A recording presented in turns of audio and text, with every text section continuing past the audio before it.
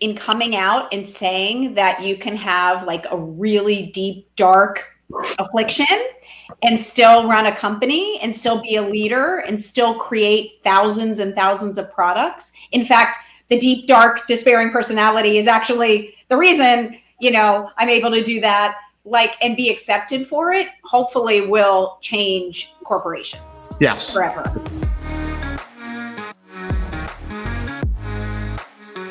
Hi, everyone. Welcome to another episode of Over the Wall. Today, I'm so fortunate to have Melissa Bernstein on the show. With her husband, Doug, they created the toy company, Melissa and Doug. I've got young kids, and I think half the toys are from this company.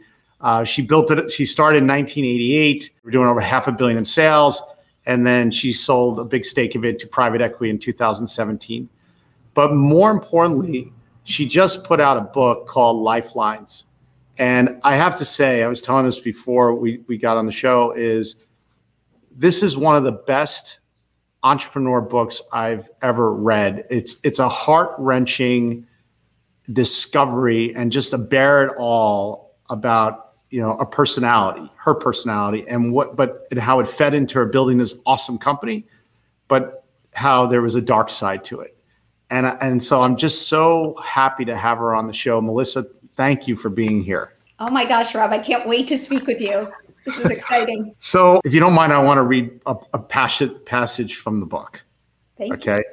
So, and it says, channeling pain into more pain, cloaked in darkness, had effectively disabled me from finding communion or meaning in creation. But with power to now funnel desolation into engaging playthings for children, I was resurrected from being in a lifelong coma. Suddenly, every excruciating emotion made sense, and a lifetime of sorrow swelled with purpose. And I knew it was imperative to morph pain into positivity and derive meaning through creation. And it goes on. Once I had my lifeline, it was as if a massive faucet had opened, leading from my brain through my heart and then directly out to my hands. I just kept channeling that force into new toys. Yep. So that is it. So tell us, what was happening at that point? Yeah. And by the way, that realization, that insight really spurred my life mantra that I still say to myself every single day, which is step on out of the head, moving into the heart, free to channel all dread into jubilant art. And basically, I now know that some of us who are creative, deeply creative in every neuron of our being, are born really heavy. We're born with a lot of darkness and despair in us because we have these overly sensitive personalities that feel both the beauty and the pain of the world much more acutely than other people. So it's not that I only feel the darkness. When I feel joy, I cry. When I feel pain, I cry. But I cry for days and days because it's like a dagger piercing my soul. It's so poignant either way. So, yeah. But you talk about it. It's interesting because you talk about it as almost like it's the fuel to fire creativity. Well, I didn't think it was the fuel. So for the first 2.5 decades of my life, I thought I was a victim of it. And I was take me and channel through me and create these really dark, despairing verses and these dark, despairing musical compositions, which I also wrote from a very young age. And it was so dark and heavy and so just painful to even relook them after I read them that they never saw light. They never saw the world, and they never brought me meaning. They stayed in darkness. But when I realized that very same darkness that could funnel all that dark creativity I could choose to funnel it into light and make things as frivolous as toys that could actually allow a kid to laugh and sing and play. It was like a breathing tube had been inserted into my trachea, and I finally knew what it meant to breathe fresh air. So you're right here. I was absolutely terrorized by the intensity of that inner demon threatening condemnation for weakness. I can never reconcile the two living, breathing beings coexisting inside the sweet, innocent child who simply wished to be kind, honest, and live happily on her own terms, and the evil, ruthless tyrant determined to take advantage of that gentle, considerate being by forcing it to suffer. And so I've asked other people on the show about this voice in your head. And I said, you know, we all have this little demon. I've used these words like a little demon in your head, and you talk about it. So maybe you can what is that thing? You know, what is that you experienced, that you write so beautifully about here? I mean, my demon was telling me from the moment I can recollect, which was, I believe, like 2, that life wasn't worth living. It was all going to absolutely be futile in the end. And I should end my life because it was meaningless and nothing I could do could make meaning in a meaningless existence. And basically my entire life was a battle between my head and my heart, because my heart just wanted to be free. My heart just wanted to create. My heart wanted to be in that boundless expanse of imagination, which was like utter euphoria. But my head didn't want that. My head wanted to take me down, and my head wanted me to end my life. I mean, literally was like, end it now. And it was so relentless and continual that the only way I could try to quell it was to engage in what I call the futile race, which was constant, incessant motion and activity and achievement and wanting more, so that I could somehow drown out the drumbeat of my own mortality. So how do you reconcile all of that and running a company? Because you're running a company. When do you become self-aware? At what time do you somewhere, I think you were around 50 or something, you become self-aware of this whole demon, this whole thing. But you were running a company for many years up until that point. How do you run a company, even make it work? Because you have employees, you got stuff going on. It's not just, you're not just creating product and it gets thrown out in the world. You're actually got to bring it to market. How'd you do it? It's an awesome question. And I was probably, honestly, the highest achieving, deeply existentially depressed person on the planet, because in reality, my coping mechanism was very conducive to running a company and taking on more and more and more. Because my coping mechanism, because I was not ever going to be accepted as who I was, right? I couldn't show anyone that I had these dark thoughts, because when I let it out even a little bit, I saw the look on people's faces, and it was like The Exorcist. It was like utter horror. Like, how could a person your age be asking those questions? Who cares? It's going to be fine. What are you worrying about? Enjoy yourself.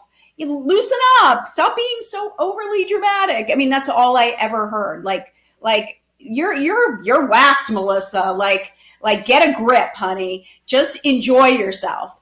So you're told very early on that this overly sensitive person you are isn't acceptable, isn't good enough.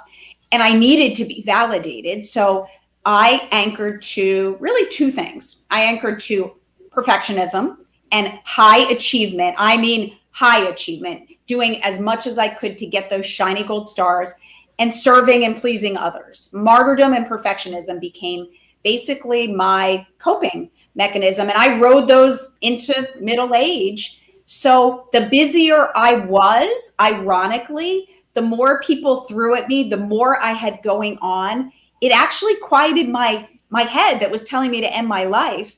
And for those 25, 30 years of having 6 children, every weekend was like 15 sporting events in 4 different states, 10 birthday parties, events for Melissa and Doug. I was like, bring it on, because honestly, it actually was probably the reason I'm still here, because I wasn't able to think. I just had to do. Does that make sense? It sounds really. Yeah. So Tim, we had Tim's story on here. He's like a motivational guy. He works with Oprah's coach and all. Yeah. And he said this thing from like savior to soaring. And I don't know if that kind of defines what you're saying. Like, you have to, on this side, you're saving people and helping people. On this side, you're trying to be a high achiever at all times. And you're trying to reconcile these type of things. But I would think it's a pretty up and down ride.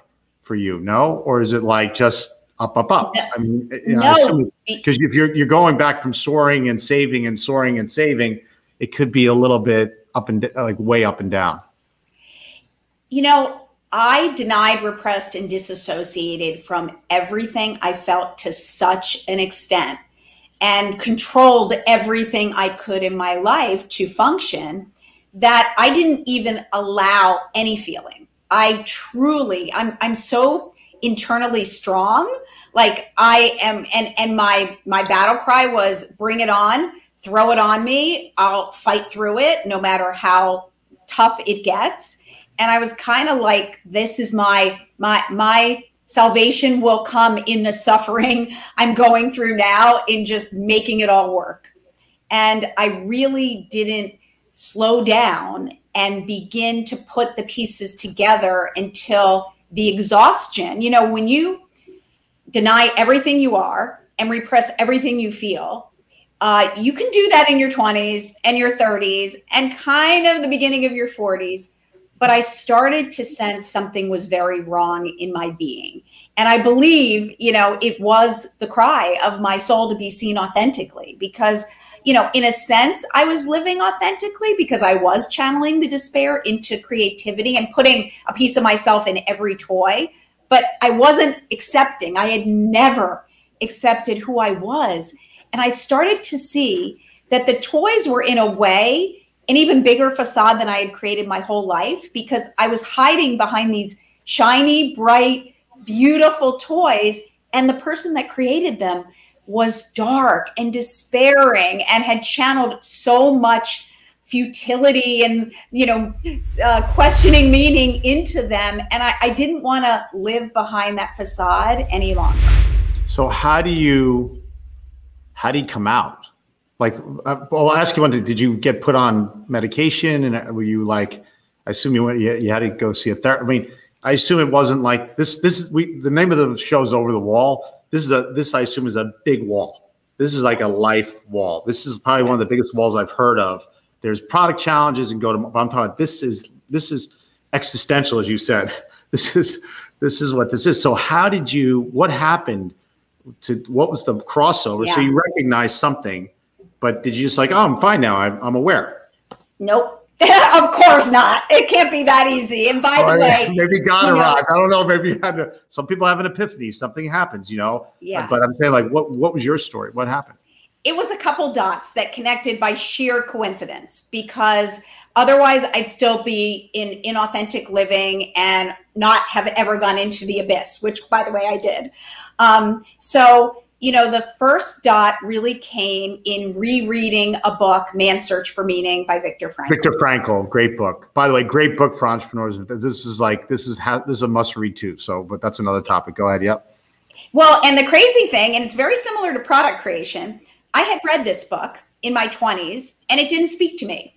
And I created products 20 years prior and they didn't resonate, and then reintroduced them 20 years later and they were like our hottest products ever.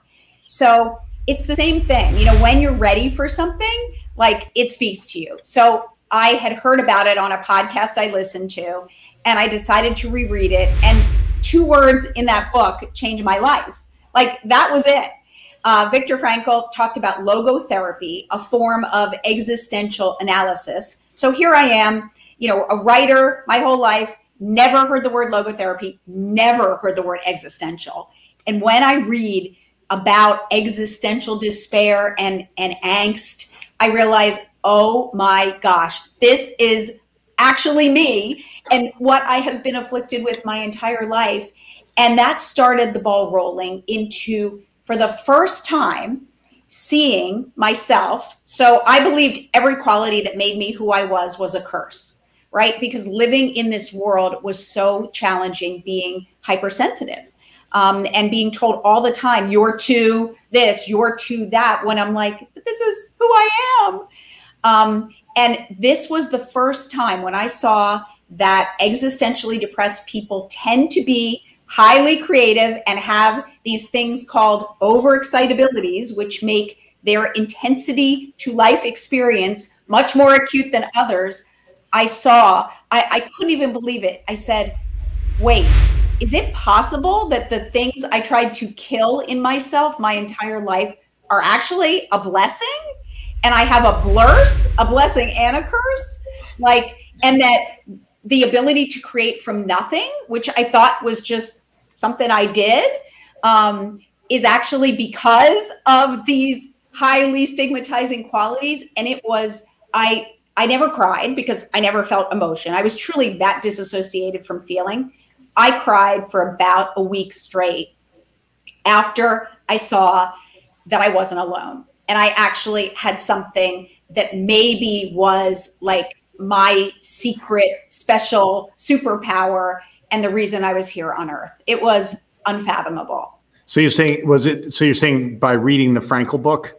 That I read the Frankl book, and then further reading, because I love knowledge, and like once I find something like a little shred, you know, a little glimmer of light, I'm following that glimmer of light, like wherever it takes me. And that unraveled many other books. And ultimately, that's what made me say, you know what? I've been futilely racing outside myself. I am so darn exhausted. I'm more exhausted than I've ever been, and no closer to filling that inner void. I'm going to finally have to do it. I'm going to have to plunge into the abyss. And I wrote a verse like that day. I wrote, the only way we'll ever find contentment or true bliss is to say it's now or never and jump into the abyss. And I basically wrote that and jumped. So tell the abyss being the abyss, I assume being the unknown. You're going into that. And I heard somehow I picked something up somewhere in my psychology, was like that when you stare into the abyss is where you find your character. Exactly. So I guess that you decided to jump. Now, what was the unknown? What was the thing that, because that's the thing that would scare the shit out of you. You know, you don't go into the abyss going like, this will be fun. You're going in saying, I think this is a way forward, but I don't have anything tangible to hold on to. It's the abyss. So where were you heading? What was that? What is that? What did it become? So for me, the abyss was the pathway between inauthentic and authentic living. And it meant for me that I was going to have to, at the base of the abyss, stare existential nothingness in the eye. Because that's what I had been running from my whole life, is my mortality and the fact that I won't be here one day, and nothing I can do can change that fact. And that I might find that everything I did was utterly absurd in the end. And that realization, which I had from the time I was 2, was so dark that I couldn't deal with it, right? I raced away from it my entire life. So I knew I couldn't make that journey alone, because I was terrified of staring that in the face and realizing that it's a big part of me. So that was the first time that I admitted I was imperfect. I had never admitted imperfection, and that meant I couldn't ask for help ever. I mean, I was the type of person, if someone even like said, wow, you're carrying 5 things, can I help you? I would say no. Like I was this, because I never felt I could trust anyone. I basically denied any form of sustenance for myself or from anyone else. And this was the first time I was like, I have to do this. I knew it. I was like, for some reason, it was like, I have to do this right away. I have to make this journey, or I will never be at peace. So and I ended up, by the way, going on the podcast. This was 3.5 years ago, that had told me to read Man's Search for Meaning in this really weird voice-like way. I was like, well, then I got to share my truth on this podcast. And I hadn't told anyone. I knew it. Doug knew it. No one else in the world knew that I suddenly realized I had this deep, dark affliction. And I went on this podcast and was terrified. I mean, that was the first step into the abyss. I was like, I'm coming out. I'm saying that the shiny person behind, these toys and you thought you knew throughout your life is not who you think you knew. She's a pretty dark person. And after that, I received hundreds and hundreds of letters. I was so shocked. And everybody said the same thing. Basically, I thought I was the only one who experienced this, and you gave voice to what I was feeling. So this sense that I thought I was the only one. I thought I was an alien from another planet. I thought no one could ever experience what I did. And suddenly I was seeing how wrong I was. That was a flawed cognition. And that actually many of us feel those dark feelings, of course, because we are inevitably a full spectrum of emotion. So I think for our listeners, it's like, and as a lot of our entrepreneurs, I think I'm like, this resonates with me. You know what I'm saying? This resonates with me. I think we all live on the spectrum. I think we become entrepreneurs for two reasons. And then however we got there, I often say our childhoods, there's a lot of people I've interviewed, including my, and looking at my child, like I had a lot of chaos in my childhood. Therefore, I learned to deal with chaos. Okay. I can manage through it with kind of peacefulness, strangely enough. The part though is entrepreneurs, we are creators. We take ideas, like you write in the book, it's a gift to take an idea that didn't exist and then you manifest it into something that becomes a product or a service. On the other side, we want high control because I think we experience something of not being in control. And that those two combinations, like I call it the Steve Jobs, moment. It's like Jobs, orphaned as a kid, God knows whatever else happened. And then I've got to control everything and I'm high, like control, and I got high standards and everyone else is. So it's really this duality is interesting in the entrepreneur. And you speak so beautifully about it in your book. The thing is, it rips a lot of people apart. And I think a lot of entrepreneurs end up hiring the wrong people, making the wrong decisions, a bad relationships. It can rip an entrepreneur apart. I guess you've seen that, you saw it in yourself, but if you can talk about that. So I think my coping mechanisms made me really perfect at being an entrepreneur, because one of my coping mechanisms as a child was to go into the boundless expanse of my imagination and create order there. Because there was so much disorder in the left side of my brain that was telling me life was futile. I could never get the answers I wanted to know about what is the meaning of life, why am I here, and what am I meant to do while I'm here. So I always soared up to the right side of my imagination, and it was bliss. I created whatever I wanted there, and it was perfect order. That's why my verses, they come perfectly ordered. That is the meter and the rhythm and the definition that I so desperately needed. And the more disordered my days were, I would write 10, 12, 15 verses. And still today, if I'm having an incredibly, and they just come, like they're usually fully finished when they come. It's my brain's need to make order from disorder. So that white expanse of imagination is so virginal. It's so pure to me. And it's my salvation in every single sense that I was never able to go astray. So being the creative head of Melissa and Doug, and so many through the years saying, you can't do it this way. You need to go to technology. You need to go to licensing. Like you need to do all these things that conventional society would want you to do. I never swayed. I was like, I have to close my eyes. I have to go into that beautiful, space. I see the product fully finished and it has to follow the pathway to get there. Like there's no choice, because then it becomes adulterated and it loses everything that it's supposed to be to me. So ironically, Melissa and Doug was truly like my salvation. I wouldn't be here if I hadn't learned that I could channel darkness into light through those toys. So I had to keep it unadulterated in every single sense so it could continue to save me and save others, because I knew that if I could take that pure, genuine, authentic vision and, communicate it to children in the simplest way possible, that it would lead to hopefully an impactful play experience for them as well. But so there, it's, obviously it's Melissa and Doug, and there's Doug in your life. And I guess what role is Doug playing in your life? Obviously he's a partner in the business, but is it a yin and yang? Is it like, what's the relationship like to even make that work, knowing where you came, where your head is at while you're running the business?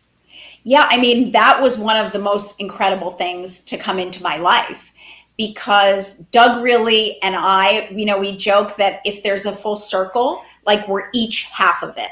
And, I mentor lots of entrepreneurs these days. And I always say, if you have a partner and you're both the same side of the circle, like it's never going to work out. And just by, luck, I guess I would say karma, whatever you want to say, we really each took one side of the circle and we balanced each other out perfectly. And the truth is, I never would have had the courage to start a business if it weren't for Doug. But I would think you would, not to interrupt, sorry, but I would think if people have partners in business, and this is obviously your husband. So it's basically, I'm surprised you didn't rip it apart. When I read like the first, it's like all the first chapter except for the last two, it's like pretty dark. And I would think you're acting out on your husband all day, but it must not be. I don't know what's going on. That's what I'm trying to say. How did you make it work? I didn't. That's the thing. I was a pleaser. My two coping mechanisms were perfection and martyrdom. And no one knew anything was ever wrong with me. I never showed it. I just functioned. And that's the point. Like, I denied everything I was feeling. I mean, it showed up. I had, eating disorders my whole life and controlled everything I could. And it came out in control. I wanted to control everything, money and food and exercise, but it didn't come out in my personality. Like people, I was very pleasant. I never got angry at people. I was bitter inside. Being a martyr makes you really, but I had learned very early on, never show how you're feeling. Like if you show you're, displeased or angry, that's bad. And you're a bad girl if you show those things. And I took it literally. Like I was like, I can be the most, and that's why my verses are so angry. The ones about martyrdom and saying I'm like a tool and people are using me. I mean, that's how I felt. And of course I felt that way because I made myself the tool. So, but I didn't show it ever. I tried to never show it. I mean, maybe it came out once or twice in my entire life. Wow. So you basically held it inside. I held it inside. You didn't act out, which by the way, I think if people are listening and they reflect on this conversation, a lot of people act out. They wouldn't hold it inside, and they would act out on people, which creates a cycle, right? And the other thing I'll say is, I was living my dream in a sense of being able to create. Like I took something, I mean, I wasn't a toy designer. Like I didn't even think I was a designer. I mean, I didn't even think I was I couldn't even say I was creative until maybe like this year. Like a few months ago, I said, I guess I am kind of creative. Like I thought creativity was weird and like weirdos were creative. And I tried to repress my creativity my whole life. I never associated with being creative. In fact, I was going to be a professional musician because like music, comes easily to me. And I decided I wasn't going to do that. And I was going to go to college, and I quit all music cold turkey. I was like, if I can't be good at it, and I didn't even it didn't even dawn on me that music is now like I'll cry if I talk about it. It's so important to me being like a musician, but I was like, don't need to do music. I'll just anchor to, academics. So I think I just was, but I was every day at Melissa and Doug channeling. I think if I wasn't channeling my despair into toys, I would have been really hard to live with. But I was finding a lot of joy each day in inspiring this incredible team and creating like whatever I imagined. Like it was my playground. I mean, I imagined an idea today and it was like, I run into work and I'm like, let's do this. And they were at my beck and call. It was like I was a composer and just, I had this incredible symphony orchestra, like playing my songs every single day.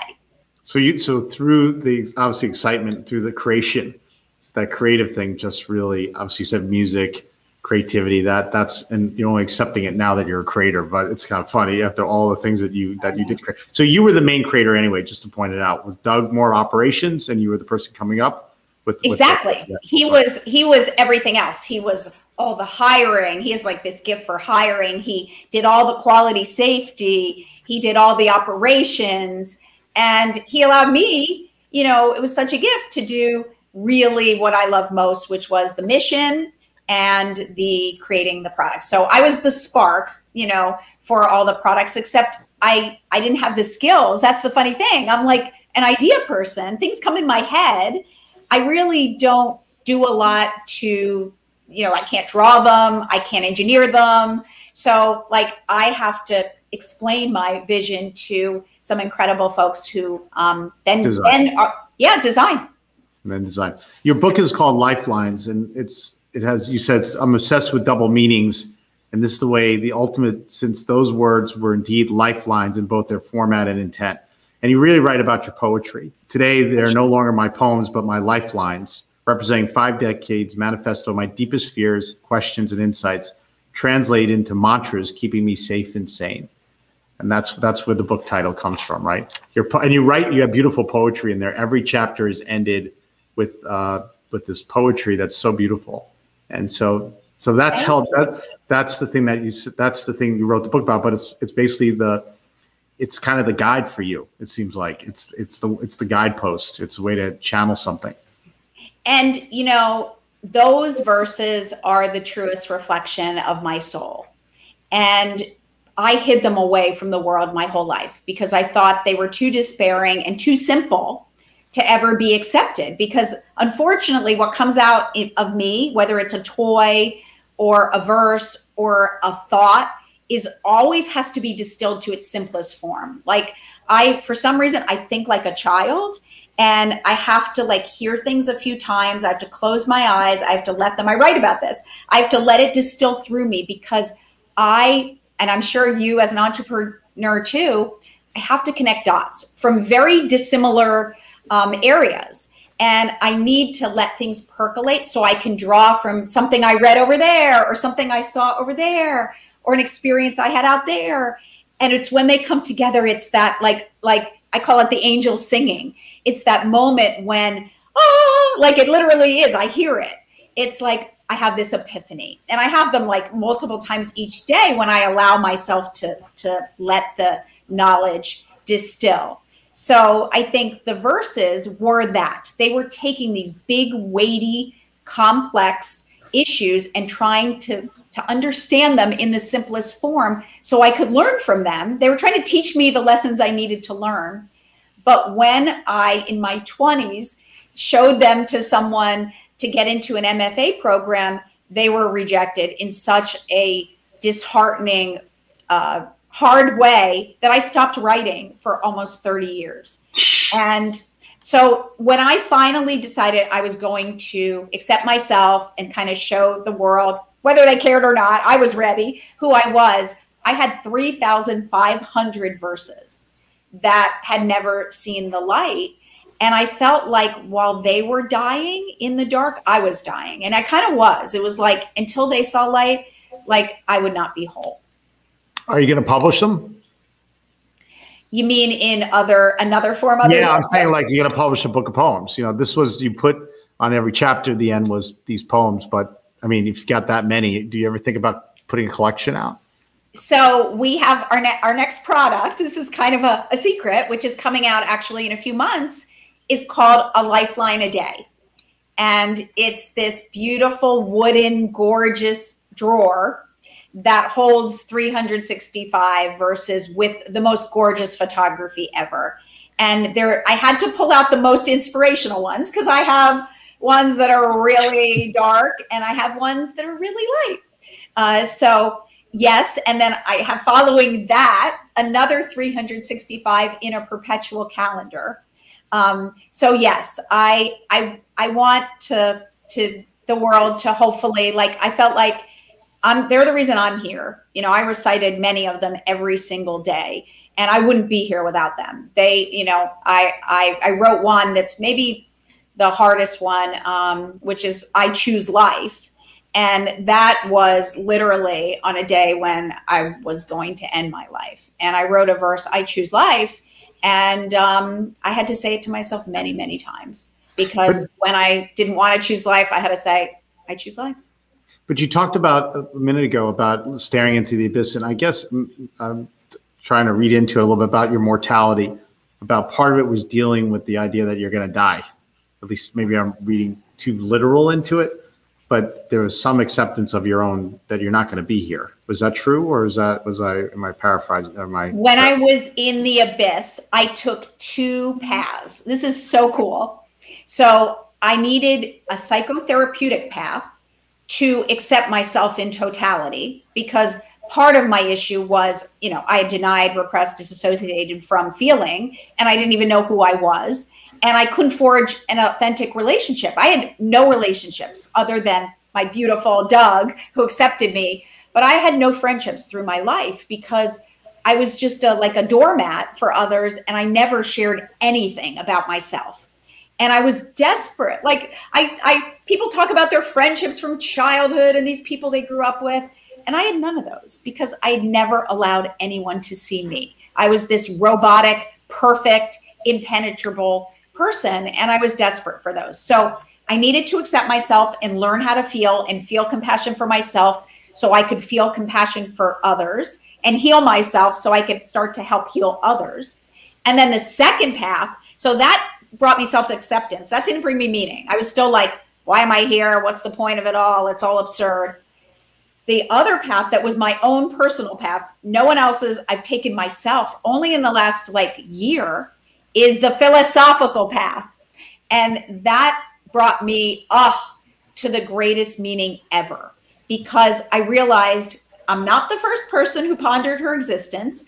I'm not the first person who fell victim to existential nihilism, which is that the existence is absurd and we have no ability as humans to make meaning in a meaningless existence. And those folks who were down there where I was and didn't want to end their lives because they felt it would be weak and the act of a coward, which I, in truth, felt myself. Even when the bottle was here, I was like, I can't do it.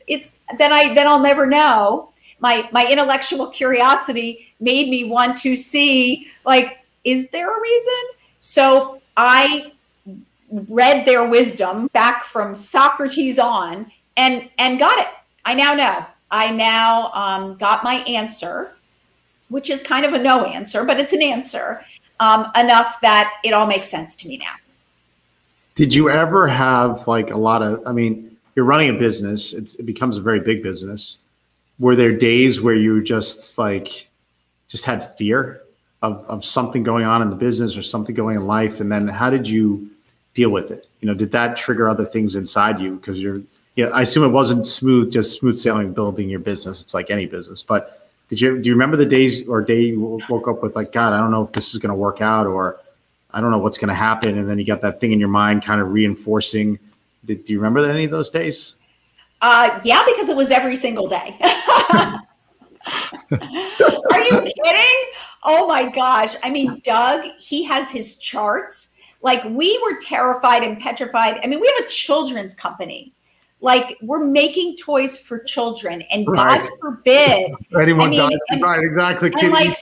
And we're talking 65 million toys a year are being shipped. So yes, it was utterly terrifying. And ultimately it threatened to submerge us, because we spent many days huddled together I don't know if we're going to make it. I don't know what's going to happen.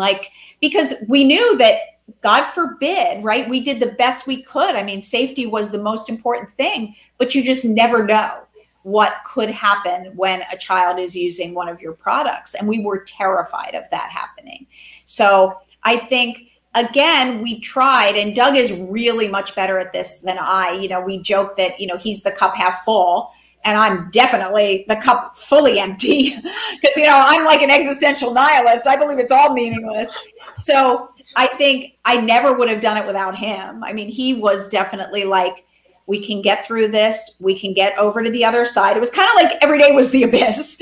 And we started to joke because, we faced every single horrific thing in 32 years you could ever imagine. I mean, fires, typhoons, boats getting sunk, sabotage. I mean, we have had sabotage. We've had competitors wanting to try to like harm our factories so that they wouldn't make our products. We've had employee issues. I mean, you can't even begin to fathom the issues we faced. And we started to joke, like early on, we were like, oh, we hope we have a good year and nothing, nothing terrible happens. We started like, as we would begin a new year, we would say, so what's going to happen this year? Because it wasn't that we realized everything's going to happen. But what happened that was very cool was as we started to find our way through these things, and I mean, we're talking everything, once we started to make our big kitchen, our first big kitchen, and we made like a whole bunch of them, like 20,000 of them. This was years ago. And we didn't realize that when you make something big that has a lot of parts that come together, that you need package engineering to ship them, because if they rub against each other, they're going to get destroyed. Well, we put them in just a regular, like 50 pieces in like a big corrugate box with nothing separating them. I mean, this is how dumb we were. And all 20,000 of them arrived to individual customers, like completely messed up. And we ended up having to give credit for 20,000 kitchens that were like really expensive. And, but we were like, okay, that was a hard lesson to learn. Like we had to then hire a package engineer and start to create packaging. So as we started coming through these lessons, we started realizing like we were going higher and higher up on the ladder up. And one day we looked at each other after like 50 of these lessons, each one worse than the next. But everyone were like, okay, we're going to learn from it. We're not going to make that mistake again. And we would grow and learn, and we make a new mistake the next year, but not the same mistake. And we suddenly one day, it was like maybe 10 years ago, we looked up and we were about, I don't know, then we were maybe $250, $300 million. And we looked around and we were like, holy crap, there's no one else around us anymore. Like it's Hasbro, Mattel, Lego, and like us in the middle. We were like, where did everybody go? Where did those thousands of toy companies go? And we were like, we did it. Like we kept facing one challenge, insurmountable challenge at a time. We kept finding our way through it. And then we ended up, almost getting into the clear. So. And you never quit, obviously. And I think it's really important what you said. You said something. We came really close many times. But you used it as learning. You said we learned. We just learned and we learned and we learned. But I assume once again you faced a lot of walls, and you use it as learning experiences, not quitting experiences. Although there's a lot of doubt there, I assume. And the very act of what I do, being a product creator, one of our brilliant analysts a few years ago decided to analyze how often I succeeded, because his contention was if we could get Melissa to succeed more, we'd be more successful. And he calculated that over the 3 prior years prior to then, I only succeeded 40% of the time. And 60% of my products were utter failures. And his contention was we needed to take like fewer, bigger bets and use more market research data to hone them, so we'd make, fewer mistakes. And that was like, that flew in the face of every single thing I believed in, because, I believe you can never know. And market research is never going to tell you the same thing as actually getting it out into the world, into consumers' hands. So I think I've learned that failing every single day is the only way you succeed. And kind of like the more I fail, the more I succeed. And those failures, we think of them as horrible, stigmatizing things. But again, if you have the courage to look at them for why they didn't succeed with my products, so many of the times it wasn't actually the product. It was the packaging, or it was the price point, or it was, the colors on it. And I could make a little tiny tweak and it could go from terrible failure to resounding success. So I want to, we're coming to the top of the hour, and I could spend probably like 10 hours with you, but for personally amazing. I'd like to finish up with a paragraph and then have you actually finish, but a paragraph that you wrote at the end, which I thought was really fantastic. So my final epiphany was that I would never find fulfillment until the voice most authentically flowing out of me was embraced by others. Although I was now over a half century in age, I'd still never forged a genuine relationship in my honest voice. And if my truth and life experience could finally revel in light and touch others, it would inextricably link my soul to humanity far beyond mortal form, granting an internal sense of oneness and profound inner peace.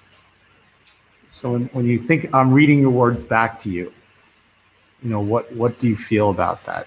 What is that? It's the end of the book. It's the last paragraph of the book. So that is the very definition of the philosophy I subscribe to now, which is existentialism. And that's how I found my meaning, which is we must make meaning for ourselves in tapping into that authentic voice and sowing those seeds of self-expression in our soul to transcend ourselves and engage in the flow of humanity. And that is what I have done through Lifelines. Toys gave me part of it, right? I channeled my seeds of expression into a tangible item that could touch others, but it wasn't me. It wasn't me authentically. And now through Lifelines, I am truly taking those seeds and channeling them into communicating with others and showing them that they have the capacity to channel their own darkness into light and find meaning. And now I am truly vibing my truth. And I do feel this profound sense of lightness that I never have. I just want to say, once again, Lifelines is one of the most powerful books I've read about. It's just a powerful book. It's written so beautifully. It's just written beautifully. Obviously, I wanted to quote the excerpts because they're just beautiful, and there's pages upon pages of it. But I think for entrepreneurs, I think it really gets to the essence of that thing inside of us, that darkness that drives us, that allows us to create the light. And you capture it. And I could, I didn't know what to expect today when I saw you. I think you were going to come in with like you're happy, but you have such a lightness to you now. And I just think it's phenomenal. And I just want to say thank you for sharing not only on this podcast, but all your those words and that on those pages. I don't know what it took to write that book, but I knew it took a lot. And I think everyone should read Lifelines. It should just be, you should make a movie out of it too. It's just it's such a beautiful book. And I would just go, but I just want to thank you for being on the show and just sharing your wisdom. Oh, those words, they are like raining down from the heavens. Thank you. That means so much to me, because I think when someone sees you and accepts you in your darkness and your light, there's nothing greater. And, if I've learned one thing, it's the paradox of life. And like you said, the light comes out of the darkness. And that was what I realized. I can't create the light without that darkness. So I have to embrace that darkness as part of me and an essential part of me. And in doing that, I can find my own light. So thank you for being on the show. Well, I'd love to have you on again. I would love it. Let's do something fun. Yeah, we'll do something fun. And you're right up the block anyway, so we'll get together. But thank you for being on the show. We should do a workshop or something. Yeah, I tell you, I would really like it. I'd love to get together because I just think I really, I don't know. I just think it's very hard. There's so many books that are put out there and on entrepreneurs and people tell their journey. I thought Shoe Dog by Phil Knight was pretty good because it really captured the first couple of years of running a company and how hard it is. But the emotional part of it, I've never seen. It was the thing I want to do. I said, if I ever write a book, I would write a book to capture the emotion of it. I journal. So I've journaled, and I've got these amazing journals of like building a business. And, they're very dark at times. Like if you read them, you think this company's gone. Yes. Gone.